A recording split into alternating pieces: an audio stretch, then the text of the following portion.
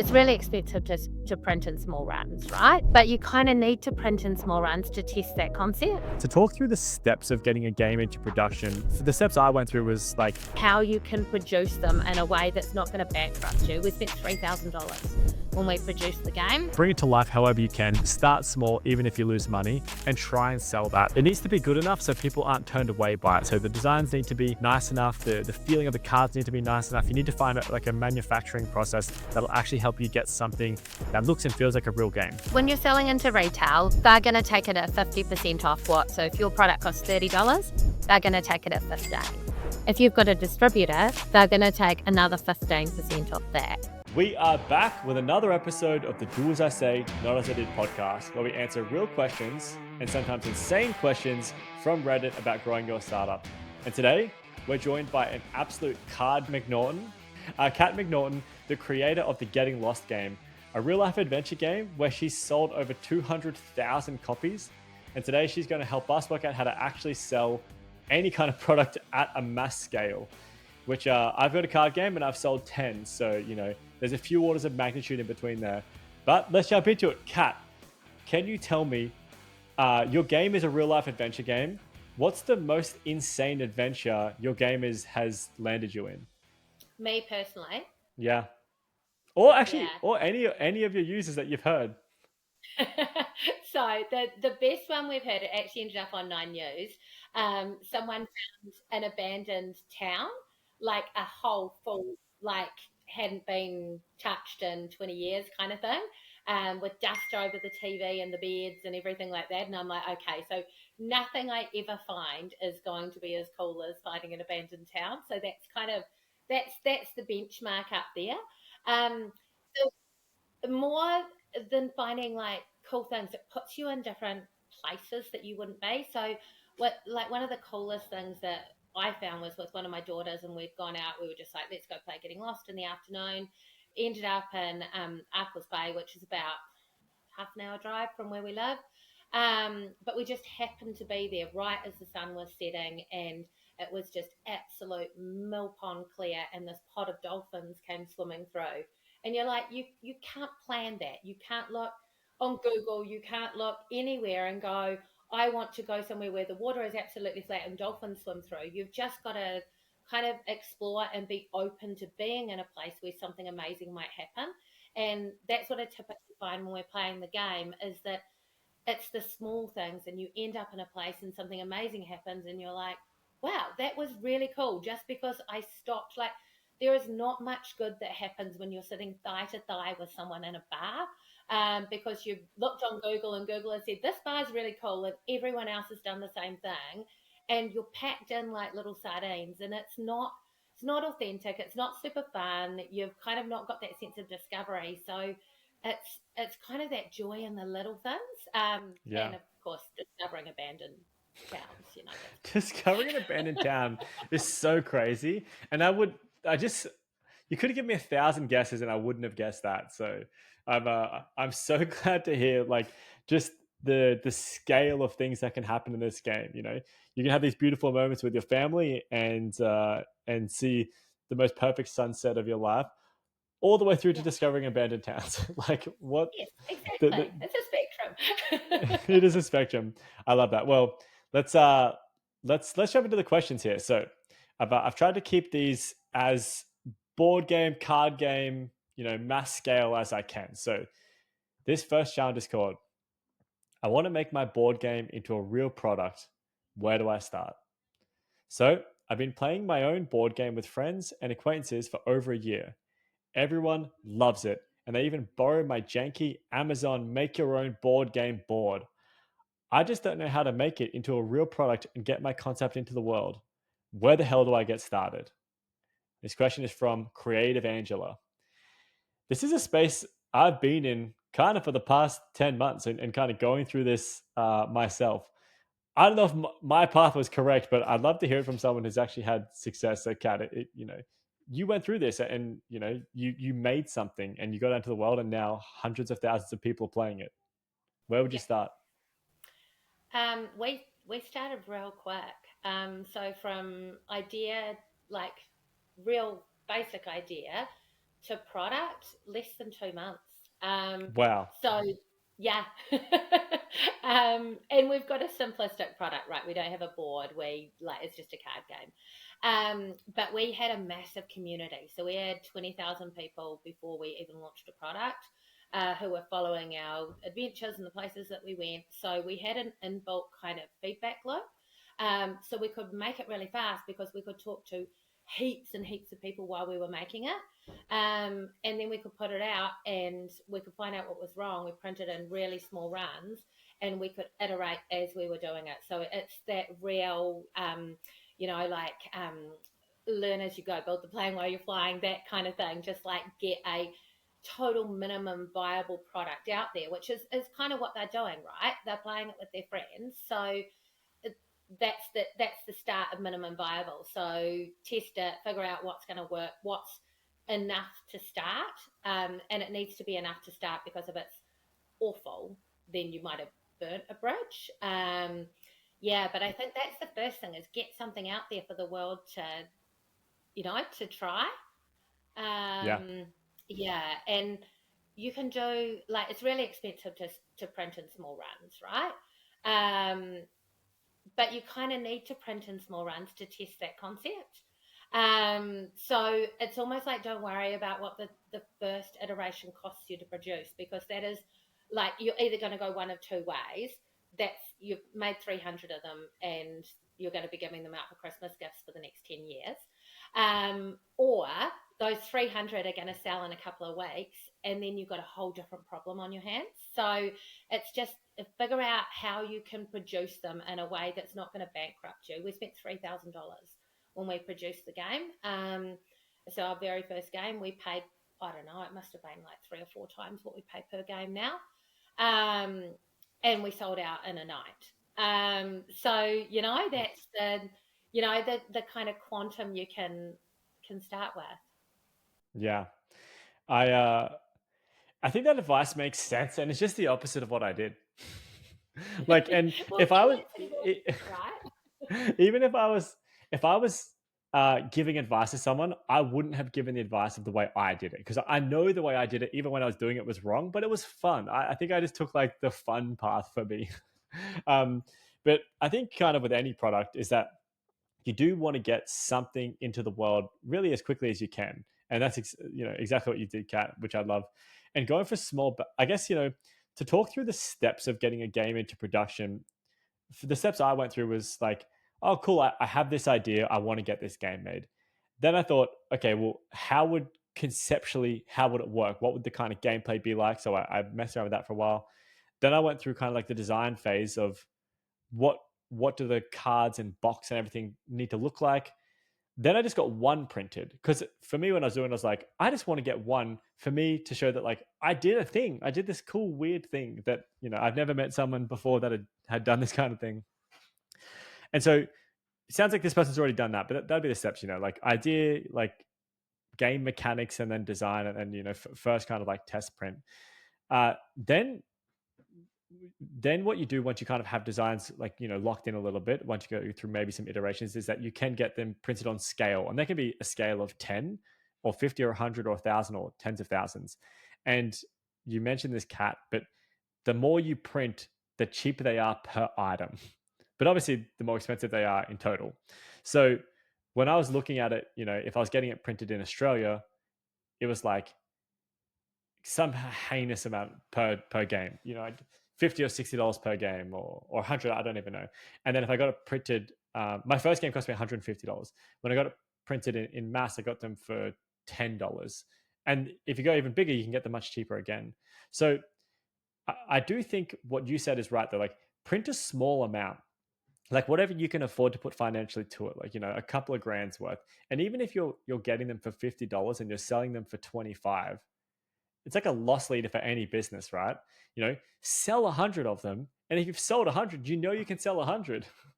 I just ordered 1,000, and because I was like, this is crazy, and it was more of like a crazy story than anything else. So I got 1,000, which is so many for me.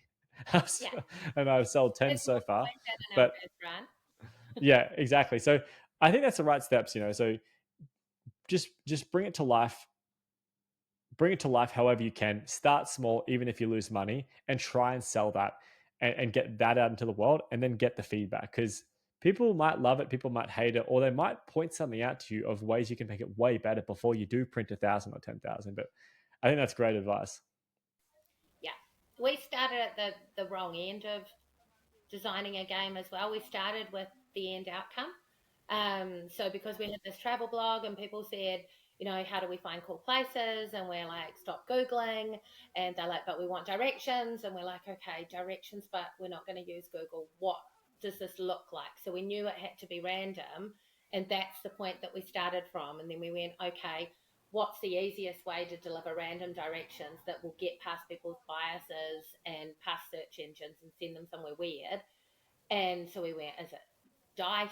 Is it, and then we're like, well, then there's only 6 outcomes. Is it, could it be cards? Could it be an app? Could it be this? Could it be that? So we went from outcome backwards, um, which is a weird way to do it. And once we went, okay, cards, then we went, what do the cards live in?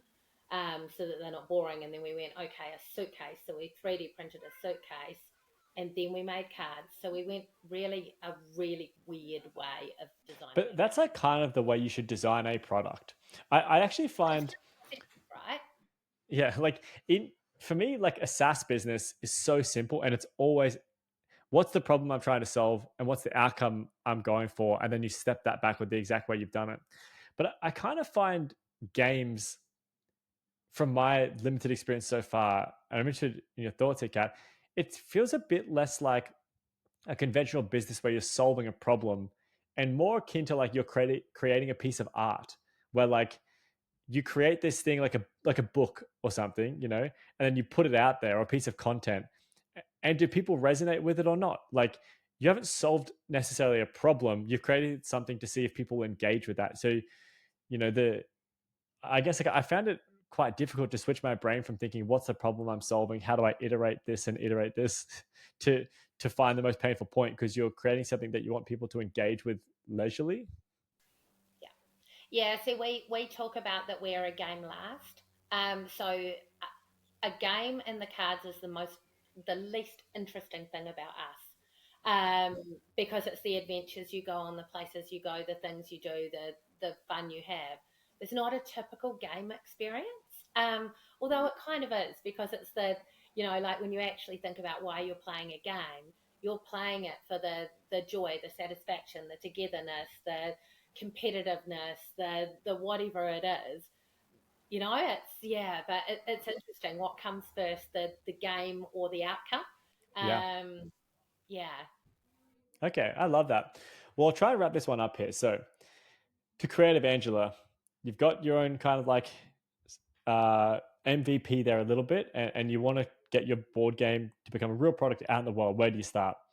The first thing is just start small. So get your game into a minimum viable product, but it needs to be good enough so people aren't turned away by it. So the designs need to be nice enough. The feeling of the cards need to be nice enough. You need to find like a manufacturing process that'll actually help you get something that looks and feels like a real game. And then just get a small amount made, whether that's 50 or 100, or just a small amount which you're happy to kind of take that gamble on. Even if the kind of per unit price is through the roof, that's not what this is for. This first stage is to work out if people will buy your game, if you have something that resonates with the market. Then get your 50 and try selling them.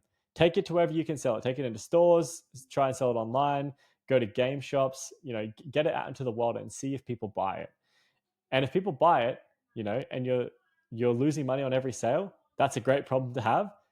Then you can get a much bigger run of games, and then you can kind of get on scale and start to worry about profit margins. But to begin with, just get something out into the world. And that's it. That's all the advice. Anything I missed there? the only thing I'd add is leave your ego at the door, because if you make 50 and people say, look, I don't like this bit about it, and it's your favorite, if you're making a customer centric product, you're going to have to make changes, and they suck, and you can swear and stomp around, but at the end of the day, you've got to listen as well. That's a really good bit of feedback. And with the first version of my game, I thought of this like one version of gameplay. I was like, everyone will love this. and everyone hated that gameplay.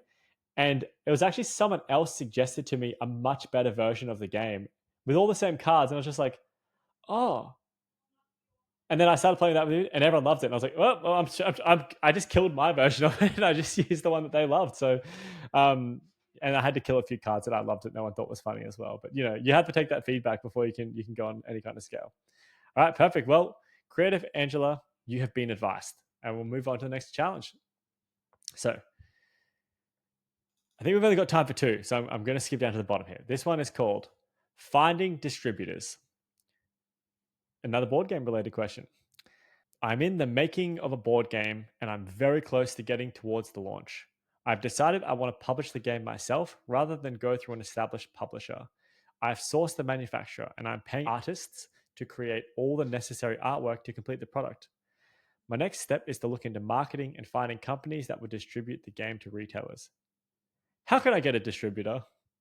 From Upset Ad 7495. I want to know. I've got no advice here. I I don't know how to get a distributor. So, Kat, how does one get a distributor? Do you want a distributor? That'd Don't be my know. first Why question. wouldn't I want one? We It, don't. it's We I sell guess like our it seems like a cheat. It's like I've got 1,000 games. I go to a distributor. They take my games and sell them. Why wouldn't I want that? Yeah, I guess it's a margin play. So when you're selling into retail, they're going to take it at 50% off what? So if your product costs $30, they're going to take it at 15. If you've got a distributor, they're going to take another 15% off that. So your product is now down to what? $12 or something. You have to have a lot of margin in your product to still be making money at that point. Which means that you've got to make some different decisions. So for us, we make everything in New Zealand. We pay the living wage. We have a ton of fun. We probably spend too much money.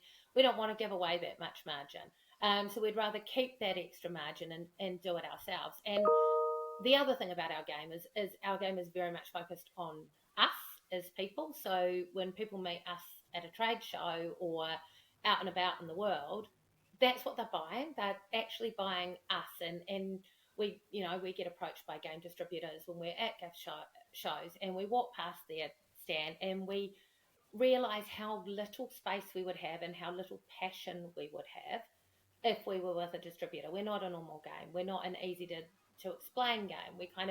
We need all of those, that passion and that bigness. Um, so yeah, we've never had a distributor. We've never been interested in having a distributor. Um, we had, and again, it's when you start with customers first and with a group of people that follow you. We had a Paper Plus they have in New Zealand. It's kind of like a Dimmix bookshop. On the day that we launched, so we just sold out. And we had Paper Plus, one of the Paper Plus stores call us and said, "Can we sell your game?" And I'm like, "What the hell has just happened?" And I'm like, "Yeah, that sounds amazing." And then they're like, "Well, we'll buy it for this amount." And I'm like, "I'm not giving you 50%." I'm like, "Absolutely not." So we actually didn't even we only did direct to consumer for the first 9 months. And then we started doing trade shows, and then we started building a customer base. But we are 50-50. So 50% of our customers come to us through trade shows. The other 50% come through word of mouth. So people coming into their store and asking for us, them coming across us on social media, um, friends recommending it, all that kind of thing. So there are many ways to get into stores. And is stores even right? That's the other thing. Do you want to sell direct? Do you want to sell to stores? Um, but yeah, there are many ways to get into stores, and it may not be a distributor.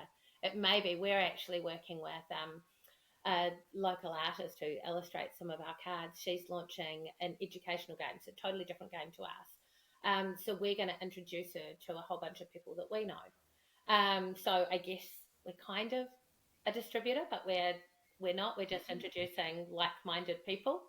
Um, yeah, so I don't know, lots of different ways, but if you do go down the distributor route, visit them at a trade show. Like I've talked to so many people that have gone with a distributor and then gone back. afterwards because they've just not had that passion. So go to a trade show, see how they act with customers, see how they sell the product that has the least space on their shelf. That I love that. Yeah, I have been hearing lots and lots recently about people kind of shying away from working with distributors. I think when you don't have any initial traction, a distributor seems very idealistic. Like, it's not working for me. Maybe they can make it work, and it kind of feels like a bit of a silver bullet. But I don't think there is a silver bullet here. I think traction comes from people loving the game and constantly doing the right work anyway, to build the right brand around it. So, you know, I think if I try and summarize this for Upset Ad here, it's that how do you find a distributor? I think there's kind of like just general business advice that I would give here, which I'm trying to give to myself, which I'm trying to go through, but I haven't done it before, which is that start yourself, get the messaging right, work out how to actually sell your game online. How do you do the marketing? How do you do the branding? How do you get it into stores yourself? What are people resonating with? And actually understand how you sell your first 50 or 100 or 1,000 games. And once you actually have a, a bit of a system, then start to look at the scale that a distributor can bring you, or the markets that a distributor can bring you, or the values there. Because if you go to a distributor where you have no traction, you also have no leverage. Whereas, as you build your own understanding and your own leverage, I feel like any negotiation, you get to start from a stronger position anyway. How does that sound, Kat? Yeah, yeah, 100%. Yeah, yeah. It's like picking a hairdresser. You've just got to get the one that's right for you and is going to listen and know what you want. Yeah. Yeah. All right. Well, Upset Ad, you've been advised. And that's all the challenges we have time for.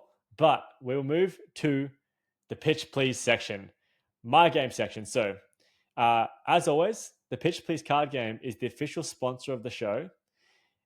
But to be fair, as you all know, it is my card game, so I'm sponsoring my own show again. But it still counts. This podcast still has a sponsor. But let's jump into it. The game is simple. Kat and I are both going to draw a random product card and a random customer card from the decks, and then we're going to pitch the most absurd business we can imagine. For reference, this is actually the gameplay that most people hate when they play, but it's the only way we can actually play it online together without giving Kat a deck in her hand. So, Kat, do you want to go first, or do you want me to go first? Because you've never played it before. No, I have not. I think you should go Okay, first. I'll go first. Okay, so I'm going to draw these two cards. I'll show them to you guys, and then I'm going to try and pitch a business in 30 seconds. So the cards are an oversized teddy bear. I don't know if you can see it on the camera, for an archaeologist.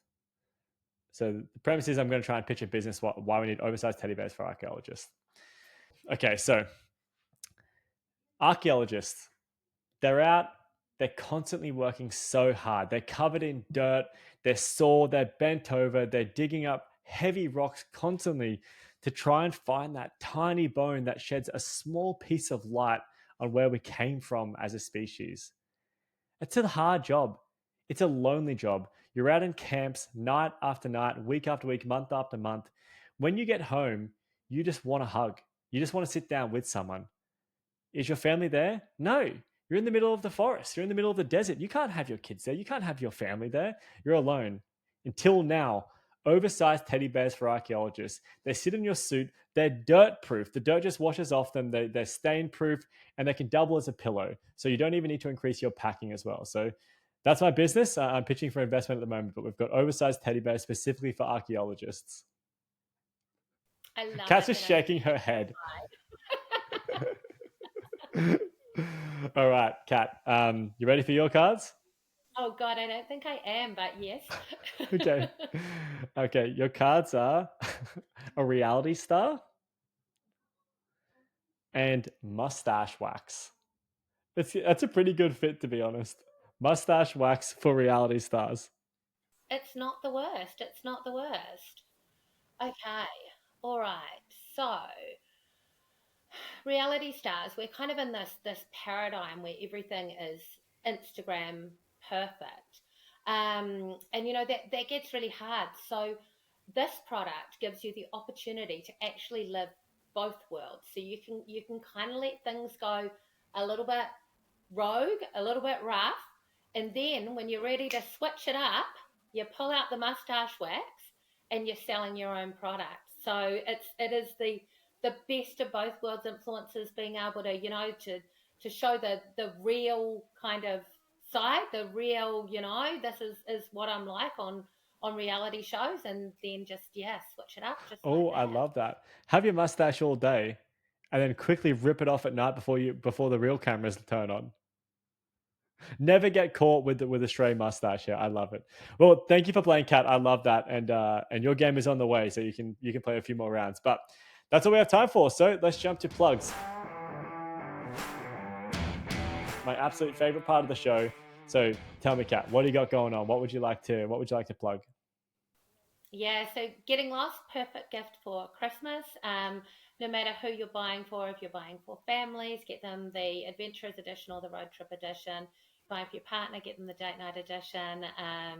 Buying for your parents, if they've got a camper van, get them the Camper Edition or the Photography Edition or the Wellbeing Edition. So games for everyone. Even if you want to tidy your house, we've got the decluttering edition. And they just get you out of your comfort zone. Go and do something a little bit different. Follow the cards. It's so simple. We don't even need instructions.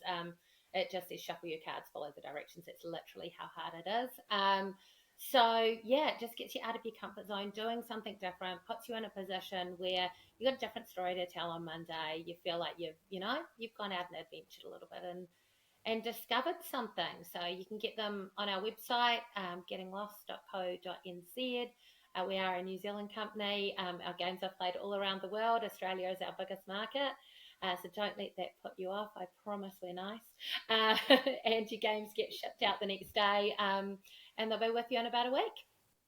I love it, and I love this game. I play with my wife all the time. It's Kat mentioned before, you can have more than one game in your car. So we just keep it in the car. It's in the car for us. And, you know, if you've got a little bit of extra time, just, shuffle the deck, draw some cards and see what happens. I love it. So it's a lot of fun. Would recommend.